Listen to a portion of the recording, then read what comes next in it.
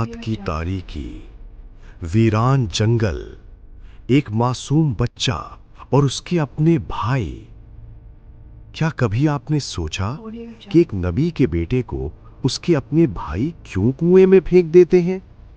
اور وہ لمحہ جب ایک خون آلود قمیض ایک باپ کے سامنے پیش کی جاتی ہے، کیا واقعی بھیڑیا آیا تھا یا یہ سب ایک جھوٹ تھا؟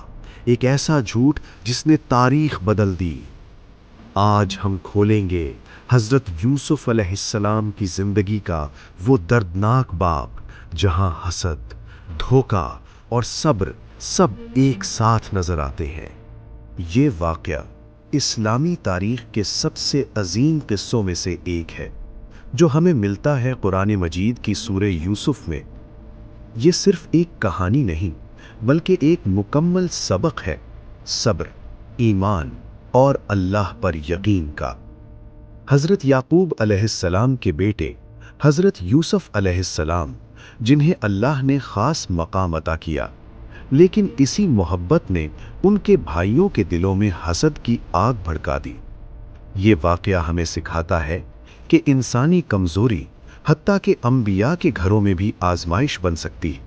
ایک پرسکون صبح، حضرت یوسف علیہ السلام اپنے والد حضرت یعقوب علیہ السلام کے پاس آتے ہیں اور ایک خواب بیان کرتے ہیں۔ اے میرے ابا جان، میں نے خواب میں دیکھا کہ 11 ستارے، سورج اور چاند مجھے سجدہ کر رہے ہیں۔ یہ خواب عام نہیں تھا، یہ ایک عظیم مستقبل کی نشانی تھی۔ حضرت یعقوب علیہ السلام فوراً سمجھ گئے۔ انہوں نے نرمی سے کہا، بیٹے، اپنا خواب اپنے بھائیوں کو مت بتانا، ورنہ وہ تمہارے خلاف کوئی سازش کریں گے۔ لیکن ان کے دلوں میں حسد پہلے ہی جنم لے چکا تھا۔ بھائیوں کا خفیہ اجتماع، ان کے چہروں پر غصہ، دلوں میں جلتی ہوئی آگ۔ یوسف اور اس کا بھائی ہمارے باپ کو ہم سے زیادہ محبوب ہیں، یہ جملہ ان کے اندر کے زہر کو ظاہر کر رہا تھا۔ انہوں نے فیصلہ کیا، یوسف کو مار دو یا کسی دور جگہ پھینک دو، مگر ایک بھائی نے کہا، قتل نہ کرو، اسے ایک اندھے کنویں میں ڈال دو۔ یہی وہ لمحہ تھا جہاں ایک معصوم زندگی کا رخ بدلنے والا تھا۔ اگلے دن بھائی حضرت یعقوب علیہ السلام کے پاس آتے ہیں۔ ابا جان، یوسف کو ہمارے ساتھ بھیج دیں، ہم کھیلیں گے، وہ خوش رہے گا۔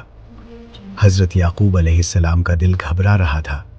انہوں نے کہا، مجھے ڈر ہے کہ کہیں اسے بھیڑیا نہ کھا جائے۔ یہ الفاظ جیسے آنے والے جھوٹ کی پیش کی خبر تھے، لیکن بھائیوں نے یقین دلایا اور یوسف کو ساتھ لے گئے۔ ویران جنگل، خاموشی، خوف اور ایک معصوم بچہ۔ اچانک بھائیوں کے چہرے بدل جاتے ہیں، محبت ختم، دشمنی ظاہر۔ وہ حضرت یوسف علیہ السلام کو پکڑتے ہیں اور بغیر رحم کے ایک گہرے کنویں میں پھینک دیتے ہیں۔ اندھیرا، تنہائی اور خوف۔ لیکن اسی لمحے اللہ کی طرف سے وحی آتی ہے، ایک دن تم انہیں یہ سب بتاؤ گے اور وہ تمہیں پہچان نہیں پائیں گے۔ یہ امید کی روشنی تھی۔